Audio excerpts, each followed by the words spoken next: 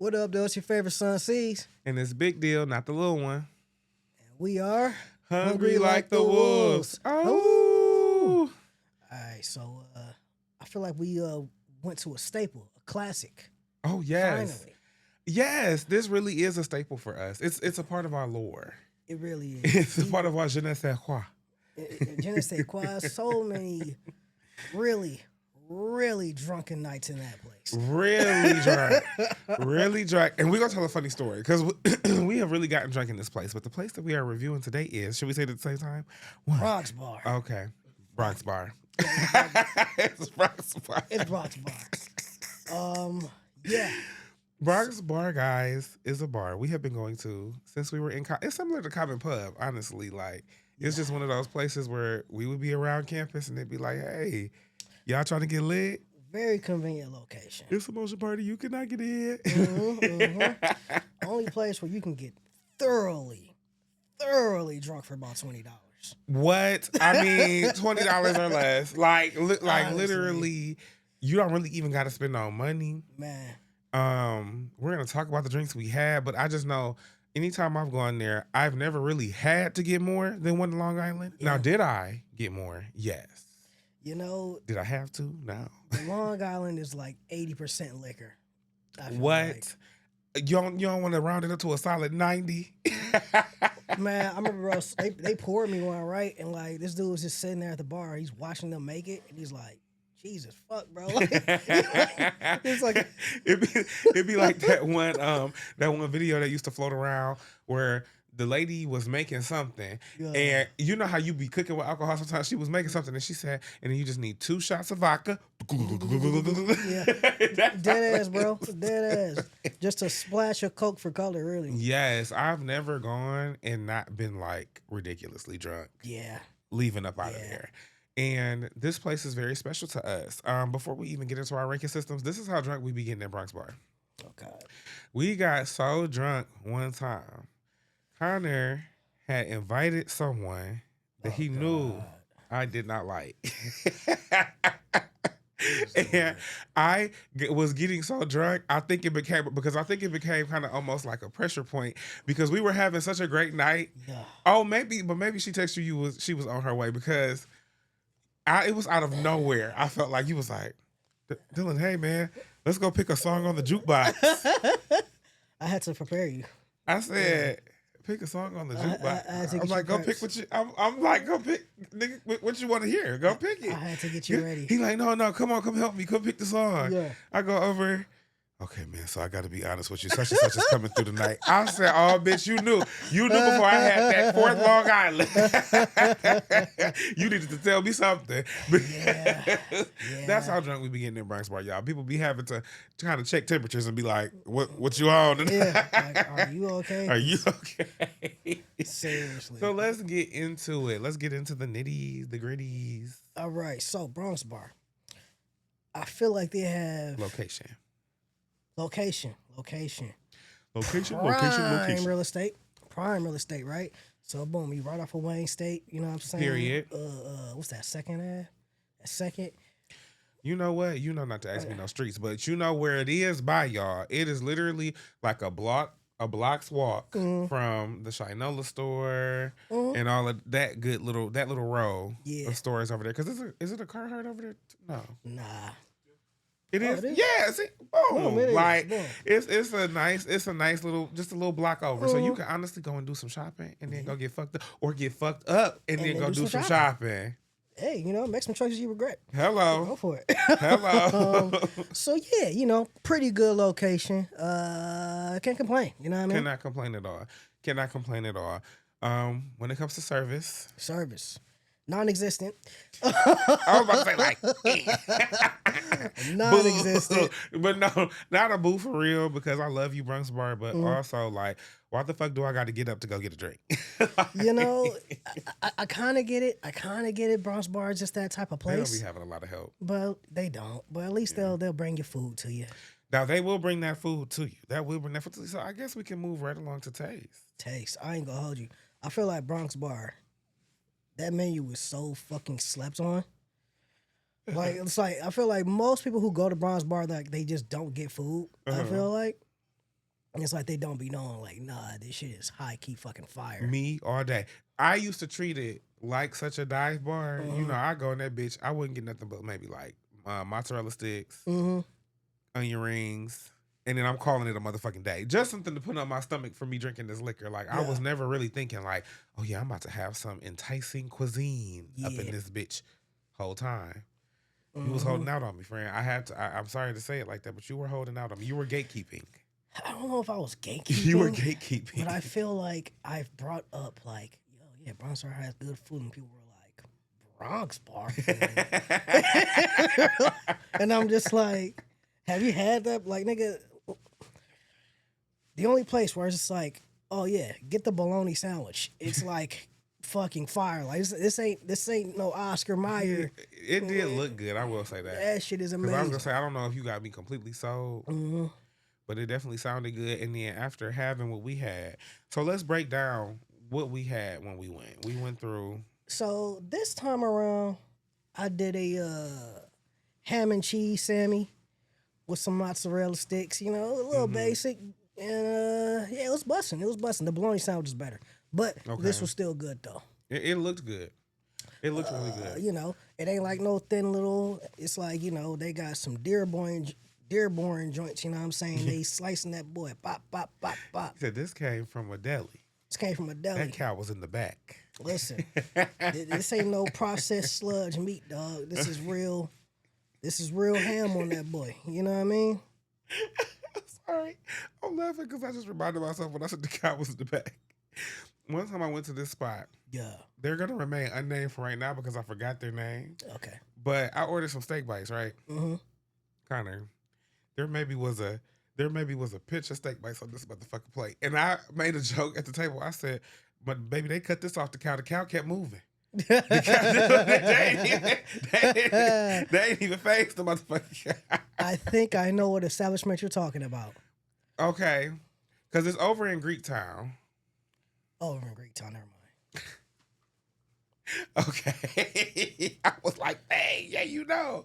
Oh, wait, no. It was at another place that we went to. I think we might have been there before. Where? I forget the name, but it's over in Greektown. And, like, I forgot what I got because it was mad unremarkable. And a lot was happening that night. It was mad unremarkable. Yeah, I don't even know. I really can't even think about the place. We went because it was like a bar crawl. Yeah. It was some type of like Cinco de Mayo. Oh, yeah. Bar crawl. And then later that night, we was like, we go grab some dinner. And we went on over to the Greektown area. I don't know what the place is called, but your steak bites, put a little bit more on the plate. Yeah. What the hell's wrong with y'all? Back to the star at hand, Bronx Bar. Bronx Bar. What you get? Bronx, I had the chicken sandwich. Chicken sandwich. They have honey mustard on it. It was all the good stuff. Lettuce, tomato.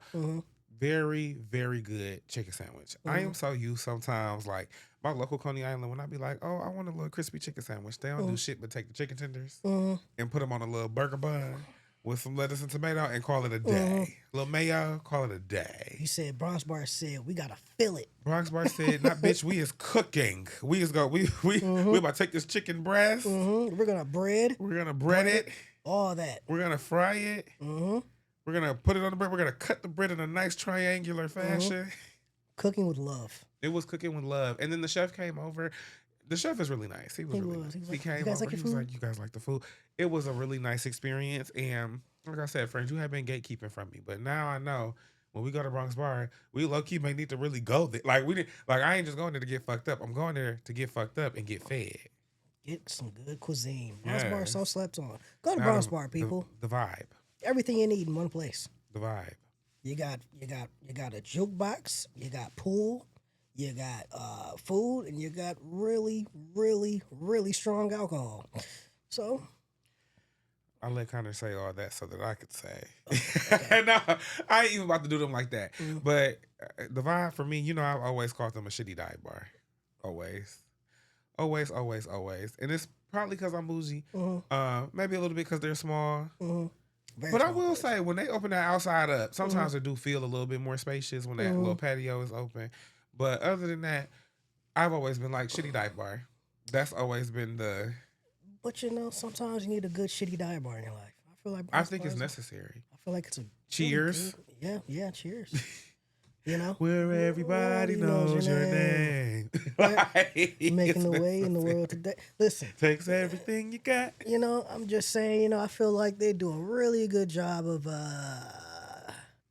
it looks like a bar straight out of fucking 70s or 60s or some shit. And that's okay. Facts. Okay. It would have been. It's almost like the How I Met Your Mother bar. Like this is just a little shitty dive, but we come here and we congregate. And like I said, now I really am willing to go more because I will, even if I don't really want to drink like that, I'll eat. Part of my personal philosophy, I ain't gonna hold you. If I take somebody to Bronx Bar, it means I really fuck with you. Wow. Said this is a special place. I won't taint it. It will not be tainted with your foul energy. No. If I bring you to Bronx, it's like I fuck with you. Yeah, we're friends. I keep fuck with you. We're friends. We're down. All right.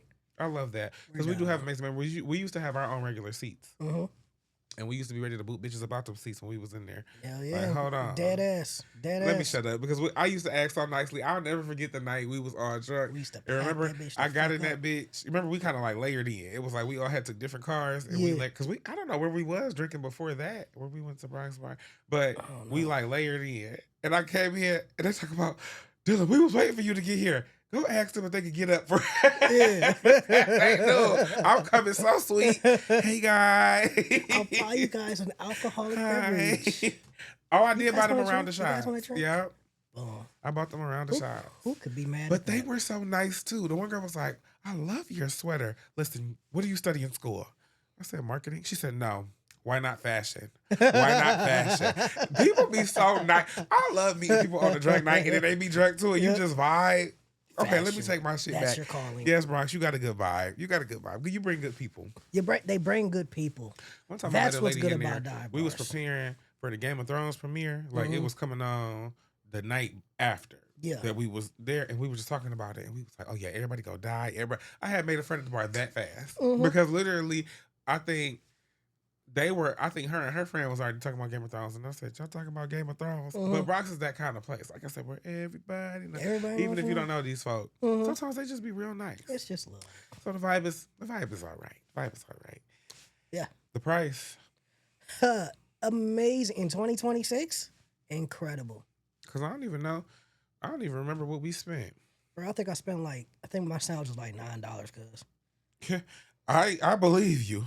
I know it's not. I know it wasn't a lot though, because usually if I spend a lot, I remember what I spent. If I remember what I spent, that's almost a bad thing. Yeah. I don't even remember really what we spent. I think we got like a few little drinks, not even like real deal drinks, but like some canned shit. I only spent like 20 something, cuz. Yep. Because your first drink was canned too though as well, right? Yeah. What did you have? Let's break down what we had, because like, I had canned rosé. I had a canned rosé with you. I had something else that was canned, and I got my cheese sticks and my sandwich. I think I spent like 24. Okay. For everything. Some shit that you don't never hear ever. I spent $24 2 drinks for a whole meal and two. Oh yeah, because I did buy one of your drinks. Yeah. Because I was like, you had 3 drinks, friend. Yeah. I did have 3, but Yeah. Well, and even me paying for one of your drinks, I walked out of there scotch free. And didn't really feel like I spent no money at all. And that canned rosé was fucking amazing. I have it in my I saved it on my little Instagram thing. I'm gonna buy some of that. Like I'm gonna find it in stores. That's gonna become a staple in my home. Yeah. So why not? Bronx Bar, you're amazing. Let's go ahead and get to the rating. Connor, yo, what do you give Bronx Bar? Oh man, it's so nostalgic. It always gets it was a guarantee for me. I know that's right. It's a howl. I know that's right. Now for me, let me think. I give everything a howl. Well, you know what it is. We go to places sometimes that we know we like. It's just near and dear to my heart. We go to places that we know we like. And so it's like that howl is coming. But I know I've given bitches a bark. Because I don't play that. Yeah. This is not one of those times. A Bronx Bar, you get a, oh. ooh, You for get a me, you ooh. get a howl. It ain't no full moon because you are still a shitty dive bar, but never change. Never change. Never change. Here's looking at you, Bronx Bar. Stay golden. All Stay right. golden. Now that was a piece of our mind. Yeah. And so now we are gonna go into my favorite segment. My favorite segment, which is to grab your popcorn. Now Yep. we got some pretty interesting topics today. I will say that, friend. I'm trying to multitask, which is why I'm dragging this out. But You know, I don't know what the hell it is about, this time of the year, bro. But some shit's been going down.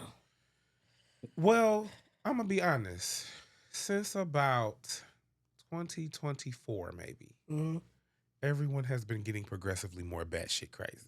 Absolutely. It's becoming normal. I don't know what I don't know what it was. I don't know what vortex we entered. Man. Was 2024 also, when was it that we had crossed into like the decade or the century or something like that, or it was some type of important time marker that happened? I don't know. Never mind then. Everybody lost their fucking mind. But everybody's crazy. Yeah, batshit. Everybody's crazy. Nobody is sane anymore. Okay? Our first story. Gucci Mane allegedly kidnapped, robbed at gunpoint in Dallas studio by other rappers. The other rapper in question, Pooh Shiesty. And Big 30, I think. Was that name Big 30? That's his dad? Nah, that's the other rapper who was there. Oh. I was about to say, why does his dad have a nickname? His dad probably do got a nickname too. But anyways. Rapper Pooh Shiesty has been arrested and charged with allegedly kidnapping and robbing Gucci Mane and other victims at gunpoint. According to the Department of Justice, Pooh Shiesty, whose real name is Lontrail Williams Jr. Lontrail. And eight other defendants travel. I didn't read this. This is my first read through. And 8 other defendants traveled to Dallas, Texas to kidnap and rob victims who thought they were coming into town for a business meeting.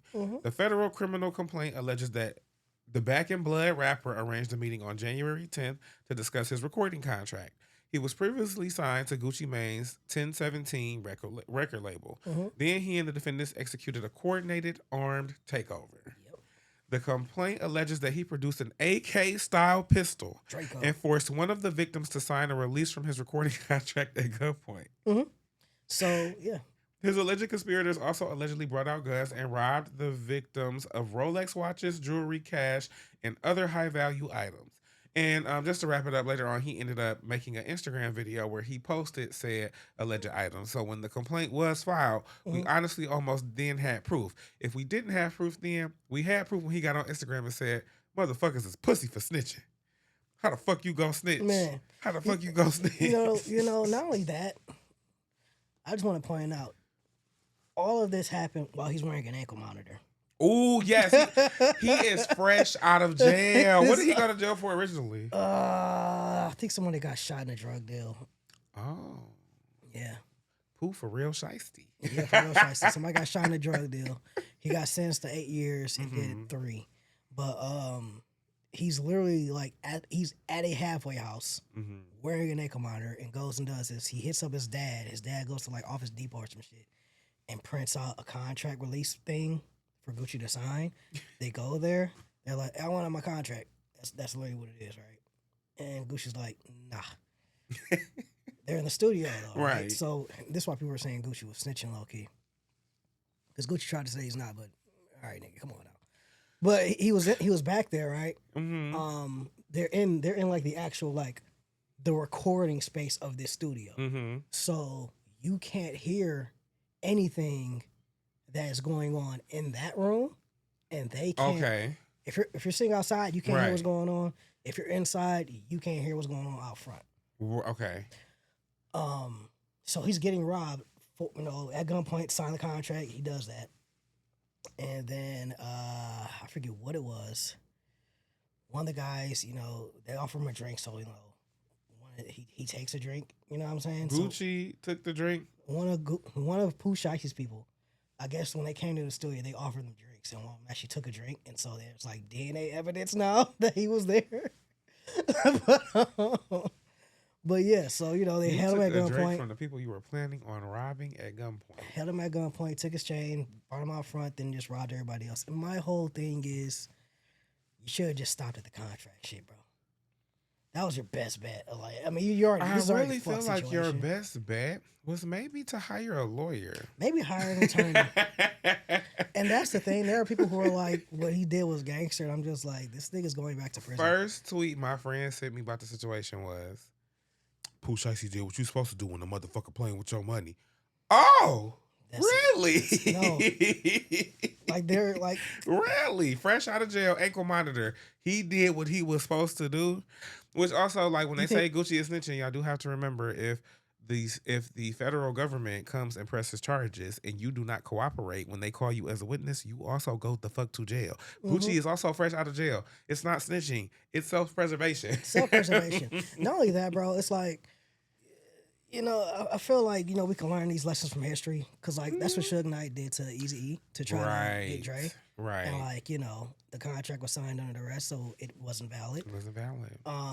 So Which is why you should have maybe hired a lawyer, because they would have told you about the law. about the law. Hey, maybe that's not, that's kidnapping. You're holding someone against their will. Like, you actually know you can go back to jail. Like, you're fresh out of jail you're on probation.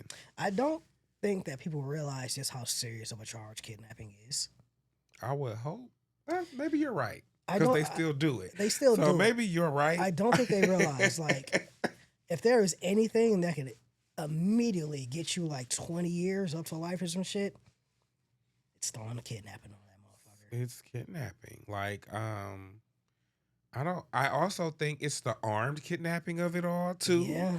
And then it's the armed kidnapping robbery.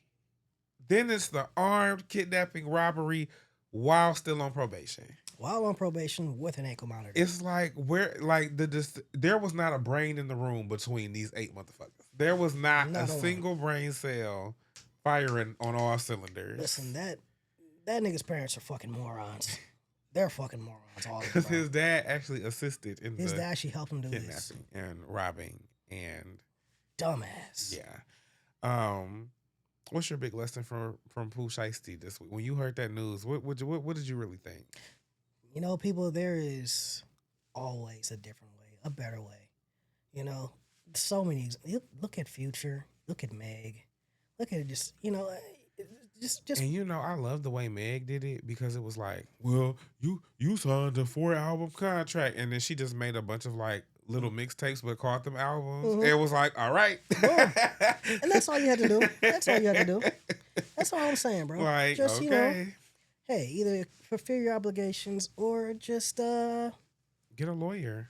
Get a lawyer. And get them to look at your contract, Get a because lawyer that's what they do for a living. because if he did that, guess what? We'd probably be getting more Pooh Shiesty music because he's trying to get out this contract. Yeah. Or, you would have been free. You would have been free. That was about to be my big thing. Like, we would have got more music, and you would not be going back to prison. I'm going back to jelly. In jail. Yeah. Going to jail. Next up on our list. Kind of, it's nothing I hate more than monopolies. Monopolies. They don't give you a choice, man. Yeah. As somebody who don't like to spend no money, I can't stand when bitches is going to determine what money I do spend, or I just literally miss out. Like, What the hell got monopolized? okay. Bombshell. $29 billion acquisition has California restaurateurs worried. Independent businesses fear a monopoly and higher prices. Oh, God. It's a tale as old as time. Oh, the journalist was cooking. It's a tale as old as time. A big company acquires another similarly big company, thus creating limited choices for consumers. In today's go-round, the two companies in question are major food distributors and suppliers, and the consumers who may be facing more limited choices are California restaurants, bakeries, and food. Why do they focus on California? Like, we don't got a restaurant depot here. Man.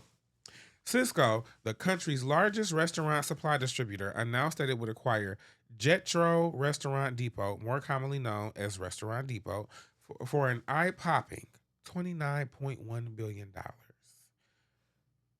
What a sad day. What a sad day for everyone. So, I'm going to be honest with you, bro.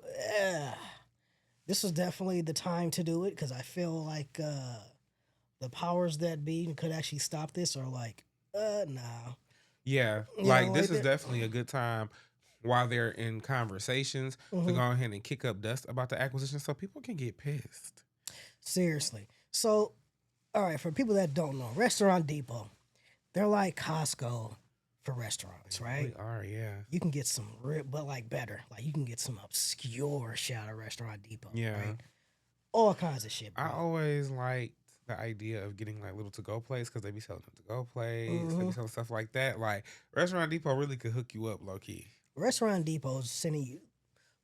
Odds are you've eaten food from Restaurant Depot in your lifetime, and you just didn't know it. Mm. All right, Mm. probably more often than you know. Especially if you eat at like mom and pop shops. I guarantee you, What? them cheese sticks came from Restaurant Depot. All right, Them egg crows came from Restaurant Depot. All right, them burger patties, Restaurant Depot. Listen, so I'm just saying that to say, bro, it's kind of a big deal because Cisco, it's like they're very much not interested in the little guy. Right. And you know, they typically deal with big clients like hospitals, schools, Right. shit like that. Point being, food's gonna suck for a lot of places. Man, foods go suck, prices go up. Because if they gotta pay Everyone's prices more going up. for their food, their supplies, the straws, the to-go plates, the Yep. forks, the plates, if they have to pay more, guess what they're gonna do? Charge you more. Mhm. It always trickles down to the consumer, which is why a lot of people don't know this about me. I've been fighting the battle for a long time now. It's honestly been maybe a decade plus. I've been fighting this battle alone. I've had a silent protest of the gaming industry.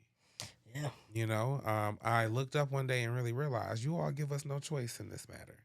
These guys, because even prior to my strike, when I did I was still enjoying that video game shit. These games was $60, and there was no ifs, ands, or buts about it. There was no debate. There was no like, well, you could maybe try to get this game, or well, you could maybe, well, if you have a coupon, or if you have that game was $60 motherfucking dollars. If you really wanted some downloadable content or some shit, you had to pre-order it for $70 motherfucking dollars. There was no conversation here. There was no leverage. It didn't matter because the way that the video game industry works is these individual studios are getting the rights to these games. And so then they are making these games. And then when they're making these games, no other studio can say, oh, I'm going to make. So if it's a Superman game, if it's Ubisoft that's doing it, that's it. There is going to be no. Name me some other video game companies real quick. There is no Skybound Boom. or no BioWare. CD Projekt Red or Who make Grand Theft Auto? Rockstar. Bio. There are no other people that are going to be able to be like, oh yeah, we making a Superman game too. So if you don't like theirs for $60, come and get ours for $40. It's none of that. That game is going to be $60. And so if you are a fan of Superman and you want that motherfucking game, you are having to pay $60. Then them consoles was $300. No ifs, ands, or buts about it. $300 plus. There was never a conversation. Oh, that was back in my day. Yeah, that was back when I was doing the video game shit. I don't know what they are now. But It's bad. It's bad. And that's why I protest. That's why I silently protest. I do not indulge in the video game industry because it's a monopoly. I respect your decision. Yeah, because look, when it becomes stuff like video games is silly, but stuff like this with the restaurants is very true to form because at the end of the day, It's gonna fuck over a lot of people. it's gonna fuck over a lot of people, and there's nothing that big businesses want more than to be able to crush smaller, more mom and pop sized businesses who are really trying to get their footing and get started. They love to crush them because then it's even less competition and even less choice. Yeah. They want to eliminate your choice. They want to make sure that, hey, it doesn't matter. Like, if you're spending money on it, you're spending it with us, and we're telling you what you're spending it. What a cutthroat game. Cutthroat as fuck. So, yeah, fuck big business, fuck monopolies. Support your local mom and pops. Support your local mom and pops.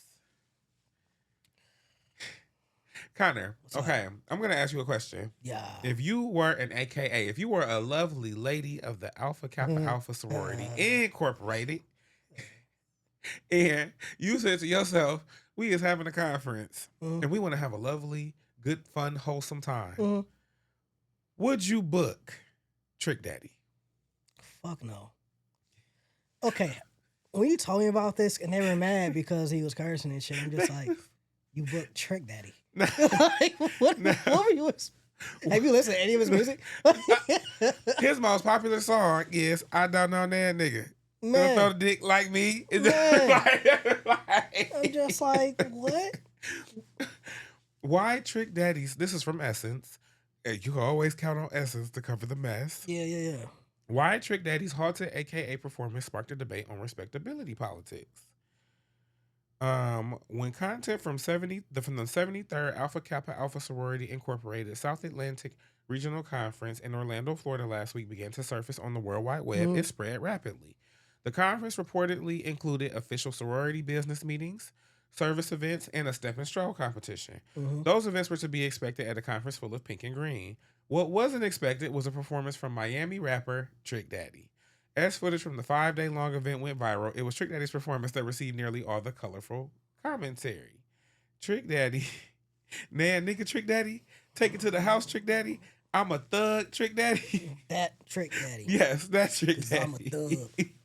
Essentially, y'all, I'm not about to read this whole article. It's kind of long. Essentially, Trick Daddy did sign a contract, and they did ask his ass not to curse. Oh, okay. At the end of the day, they did ask his ass not to curse. However, he is fucking Trick Daddy, ignorant as fuck. And Ignorant I'm as fuck. sorry, but I don't know what he do. I'm not gonna assume. Allegedly, the motherfucker be high and drunk.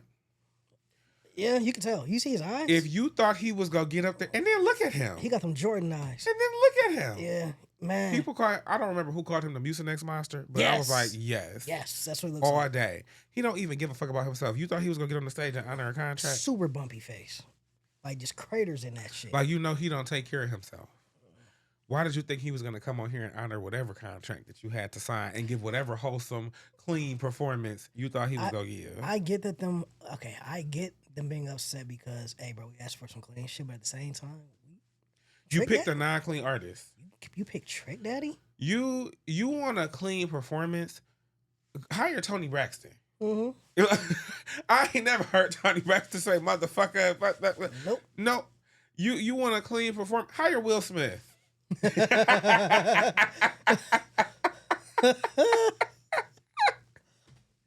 Will Smith.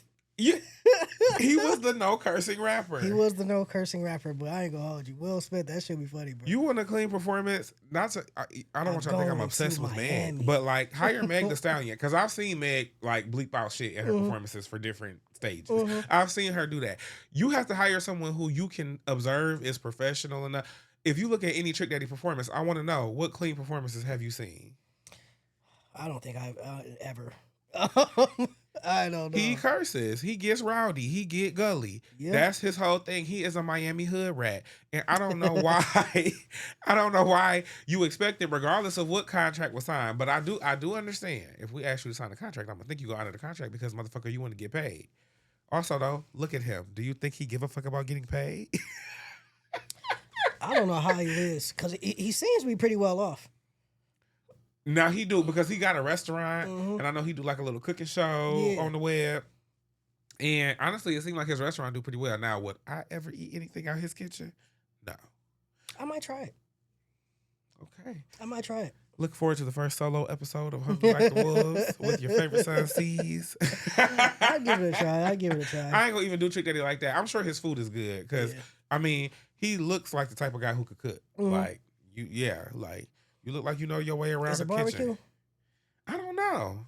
He's trying to be some type of nigga he could fuck a girl up. I ain't gonna you know what I'm saying? Yeah, I do know what you're saying. He look like Big Mama, your arm. Like you look like you know your way around the kitchen. Absolutely. Okay, you can tell me if the food good or if it's nasty, and I trust you on it.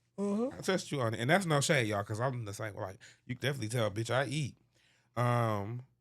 What kind of food is served at Trick Daddy restaurant? Because is it a seafood place? You know, it's in Miami. Yeah, I can see that. Oh, that's the case, man. You know, you charging.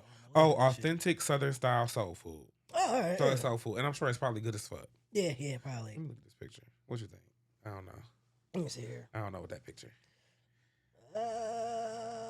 It's probably smooth. Let me go to the images and see. It looks smooth. Let me see. It's probably good as fuck. I've never been a fan of restaurant soul food.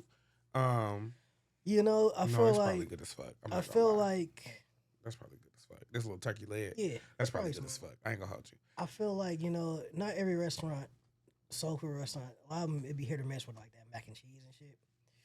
The staples, it be hit or miss, you know what I'm The saying? mac and cheese, even sometimes to me, the meat, I'd be like, or even really it be them like sides. Yeah, Dressing nasty as fuck, bland. it's hit or miss, bro. Green beans nasty as fuck.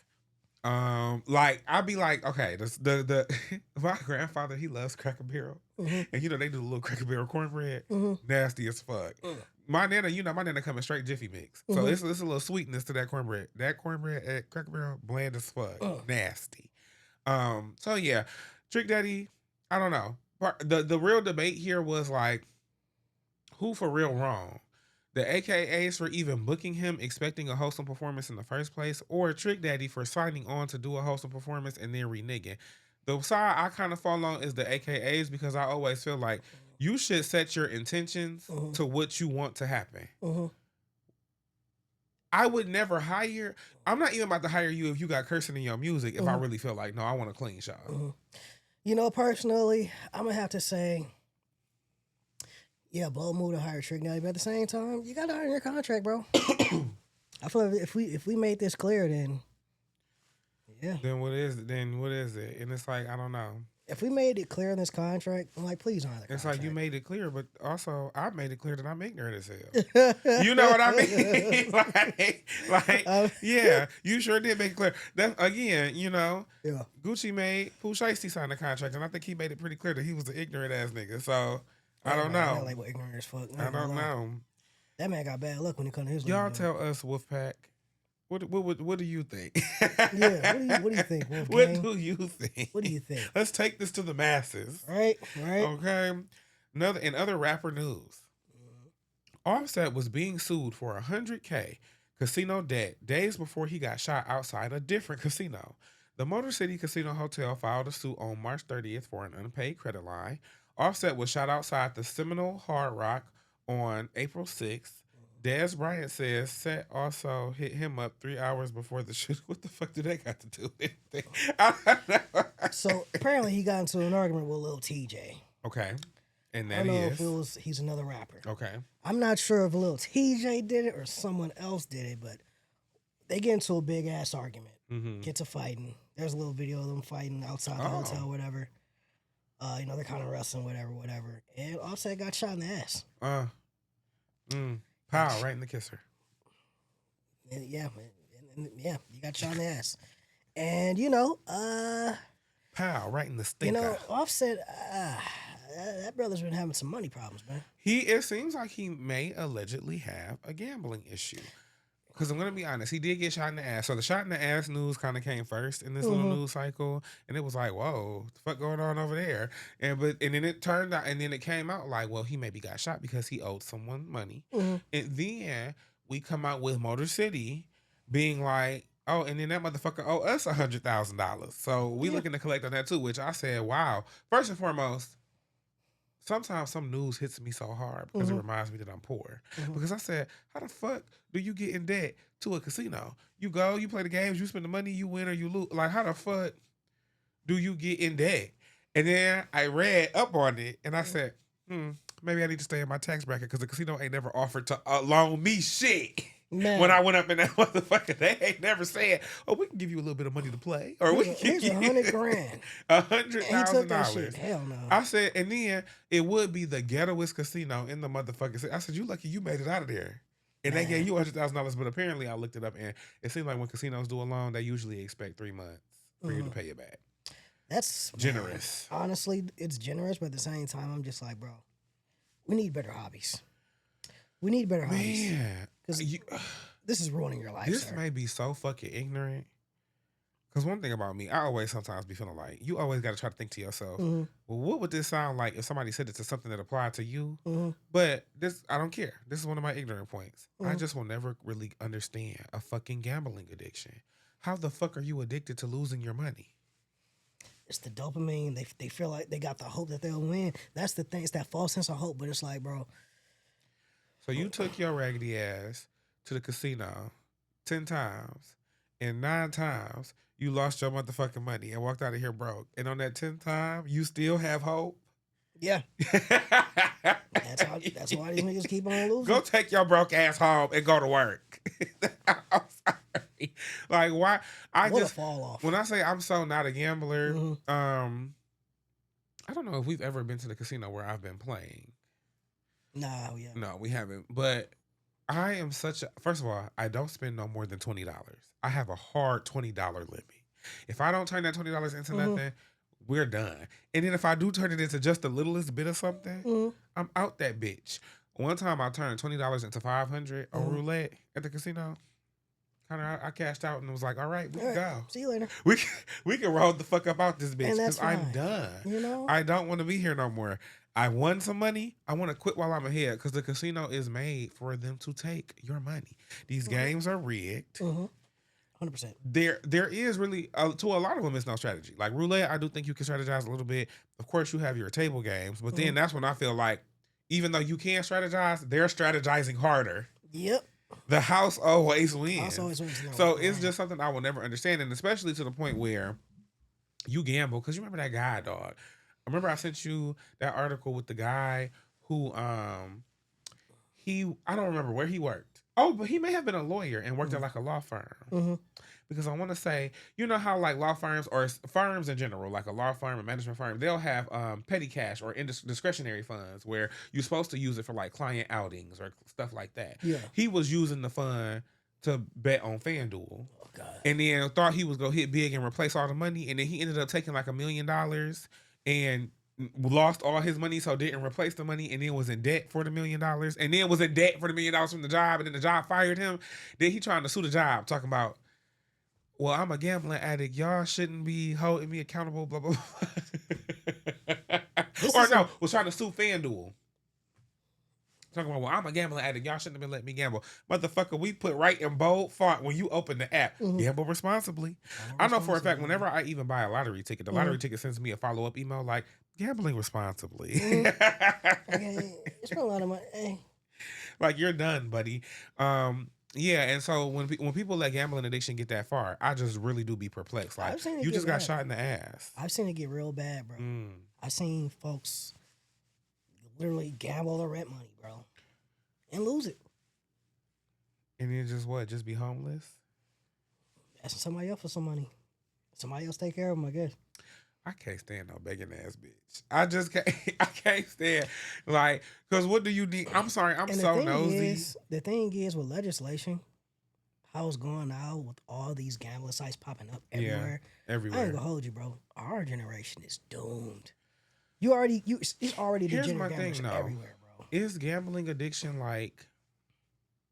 Is it something more mental or is it a physical? Because you know how sometimes they'll say with depression, like it could be a chemical imbalance. It could, like, is it something? How is a gambling addict created? I guess essentially is what I'm. I think for one, it comes from a lack of creative thinking. They're trying to make a way for themselves. Okay. And they figure I can make it with gambling. That's what, especially with the sports betting. Like, okay, I can call this. We'll see what's going to happen. Blah blah. Some people be making some good money on that. Some of them do. The parlays. You want to know what though? One. FanDuel will ban your account if you're doing too good. If you're making too much money, they'll ban your shit. So, dead ass. If you've never been banned off of FanDuel and you're on FanDuel and gambling, you ain't hitting no shit. Your parlay ain't hitting no shit. If you can still like, use your account. Them pros, they be having multiple accounts, multiple phones, because they know that they're going to get banned because they're actually doing good at that shit. If you have never been banned off of FanDuel, I'm sorry, but you are the customer. Yo, just keeping it real, bro. Have you never been?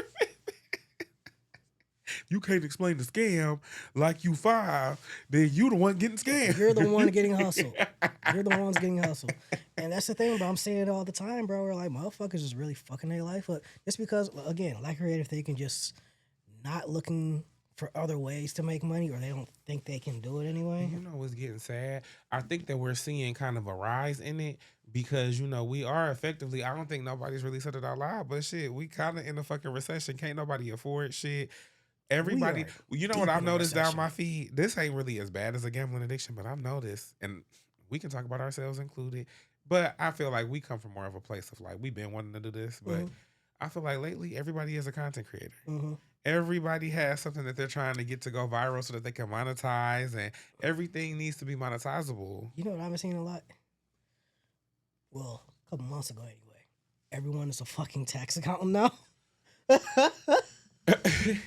Everybody do a little bit of taxes nowadays. Man. And I'm sorry, but it'll never be me. Hell fucking no. It'll never be me. Ain't like, no fucking way.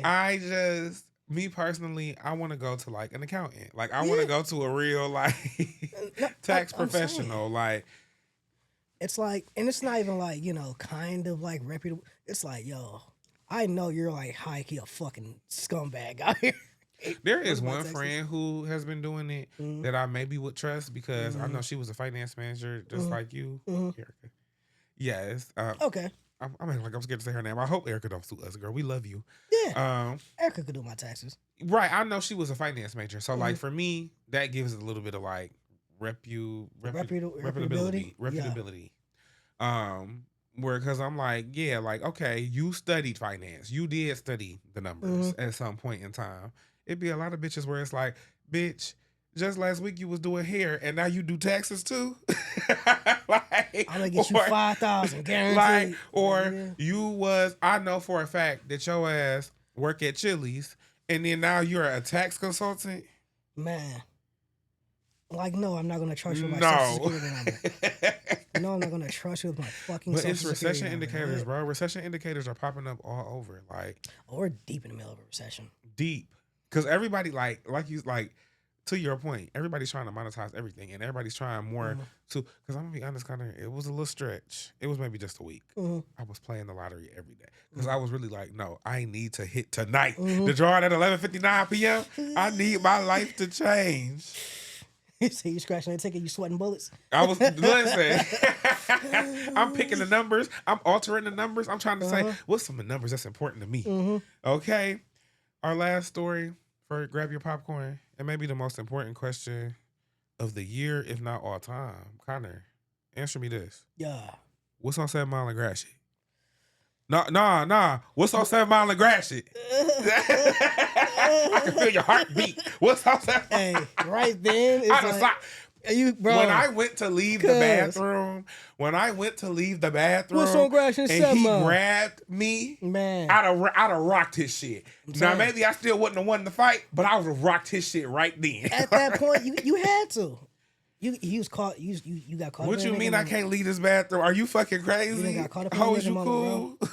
You got caught up in a nigga moment. Recap it down for them, Connor. Recap this down for them. All right, so because you saw the video first.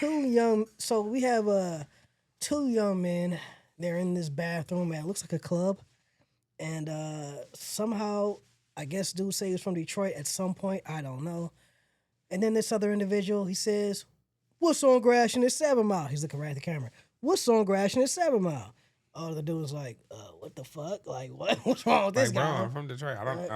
Like what? Like, nigga, maybe he's just not on the east side. Like, but you know, he's tries to leave the bathroom. Guy grabs him. He's like, "What's on Gratiot at 7 Mile?" The grabbing was crazy. Grabs him. Got his hand around his chest. He holding that nigga up, right? I can feel your heart beating. I can feel your heart beating. Then snuffed him, knocked him out in the bathroom. Cold in the bathroom because he did not know what was on Gratiot at 7 Mile. Which, wow. My first hearing of Gratiot and 7 Mile was a very wholesome video that I thought was cute, where this guy literally was on Gratiot and 7 Mile and said, "I don't be asking nobody where they from. I be like, what's on Gratiot and 7 Mile?" And he's showing it in the background, and I was like, "Oh, that's a cute way to be like, are you from Detroit?" Like, no, I'm not gonna ask you, "Are you from Detroit?" I'm gonna ask you. So when me and Connor was talking about it, imagine my motherfucking surprise when I realized it was this ignorant ass shit. And this motherfucker really punched somebody because they did not know what was on Gratiot and 7 Mile. As a bitch who don't know no streets, new fear unlocked. You know, I'm just like, I can get knocked out for not knowing what's on Gratiot and 7 Mile. I GPS everything, everywhere. I new fear unlocked. I guess it's just like, bro, I'm not an East Sider, all right? My pops is from the East Side. But he's not from Gratiot and 7 Mile. What if you not like a navigational expert in this motherfucker? I'm saying. You know, we looked up Gratiot and 7 Mile. It was like all fast food and shit. I was really like, I said, okay, that Church's is over there. The Church's. McDonald's. I was just like, what's special over there? Like, there's no real special to me. For those that don't know, if you're ever in a neighborhood and you see a Church's, You're in the wrong fucking neighborhood. You in the hood now, baby. You're in the hood. You're in the hood now, baby. You're in the hood now, That baby. is a top tier hood indicator right there, nigga. If you're in churches, do not stop. No, okay. Do not stop.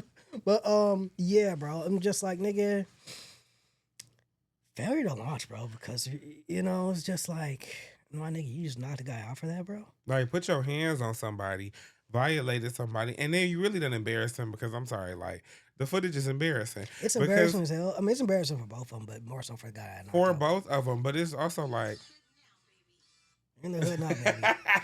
It was super embarrassing for both of them.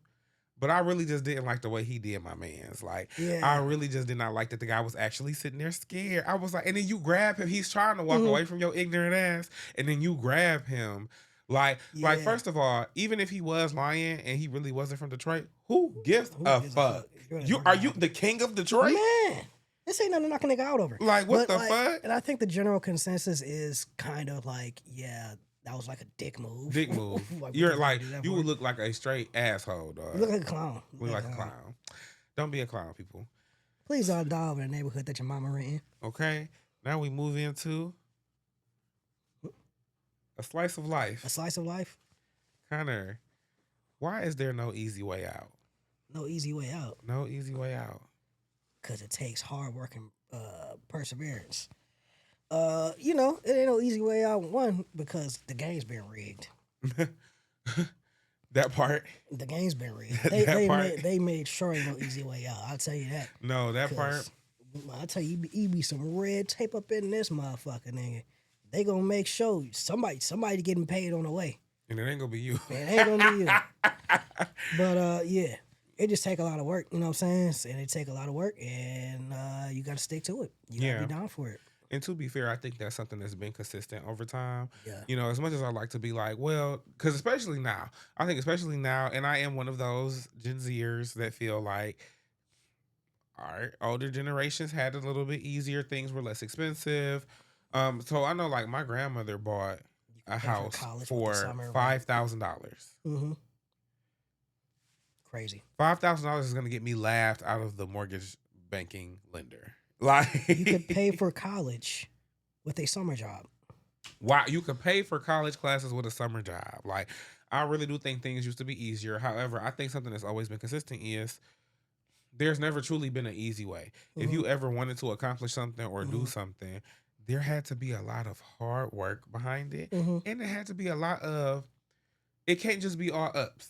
It can't just be all victories and wins. Sometimes you got to sit in the unpleasant phase. You got to take a loss, man. You got to take a loss because that's how you learn. And I really do feel like there is no other way. And I do think it's sad, but I really do think it's a lesson that's been hitting me so hard in adulthood. Like, damn, it ain't no shortcut out this motherfucker. It ain't no way you can really. Nope. When I used to be cheating through school, dog, I used to feel sometimes. Now, it was a really fleeting thought because I was young and dumb. But I used to be like, man, don't you think you could have just read the book? As I'm sliding this little piece of paper in and out my sleeve, looking at writing so small, I could barely fucking read it, and I done wrote it. I'd be like, damn. I could do it now because of audiobooks. I'm just about the audiobook. I am just so not an audiobook. It's something that takes me out. Something about just listening to it takes me out of it, whereas when I read it, I feel like I'm there. Yeah. It's I don't know what it is. You know, hey, it's your thing. It's your supposed to boat. I do think audiobooks are great though, because it do give you like you could do shit while you listen to the audiobook. Like if I'm reading, I kind of got to stop there. If you listen to the audiobook, yo ass could cook a meal and be listening to that book. So, but yeah, there's no easy way out. I just thought that was such an important topic because it's like we just talked about it, how we're deep in a recession. Everybody's trying to throw some shit at the wall. You either trying to gamble, you trying to content create, niggas is trying to rob niggas and hold them at gunpoint. These big companies is trying to monopolize everything to take our money even more. There was just a random viral debate online. People were debating because somebody was like, a 2-bedroom is really $1,500 fucking dollars. Like, what the fuck? Oh, some negative shit. Niggas talking about you broke as fuck. Yeah, that's actually a good price. That's a good price. Crazy. everybody is crazy. We're in deep in a recession. Everybody's broke. Everybody's poor, and I think everybody is trying to do everything they can to like shortcut their way to Mm-hmm. being the elite or being the 1%. And the reality is, it ain't no easy way out of this. We gonna have to work hard. We gonna have to be community. We gonna have to work together. We're gonna have to support our local mom and pop shop so that we can have more affordable prices, so that we Mm-hmm. can have choices in our economic decisions. We need to be coming together and agreeing what the fuck is a good price for a place to live, because at the end of the day, for wages to have never really increased at all for real, Mm-hmm. and for now a studio is the 1,500. Fuck the 2 bedroom. It's the studios that are Yeah. $1,500. That is where I'd be like, no, yeah, we're gonna have to come together and we're gonna have to band against these landlords and flat out say, bitch, we will not pay Yeah. if we think this price is fucking ridiculous. It's getting crazy. And there's no easy way out of this. We gotta work hard. Yeah. Final thoughts. Final thoughts. Yeah. Work hard, get your money, work together. Family is everything. Use your family. Use your money. Period. And with that, y'all, this has been another episode of Hungry Like the Wolves. Yeah, I'm your favorite son, C's. Rest in peace, Larry Landy. This big deal, not the little one. And we are Hungry Like the Wolves. Ow! Peace.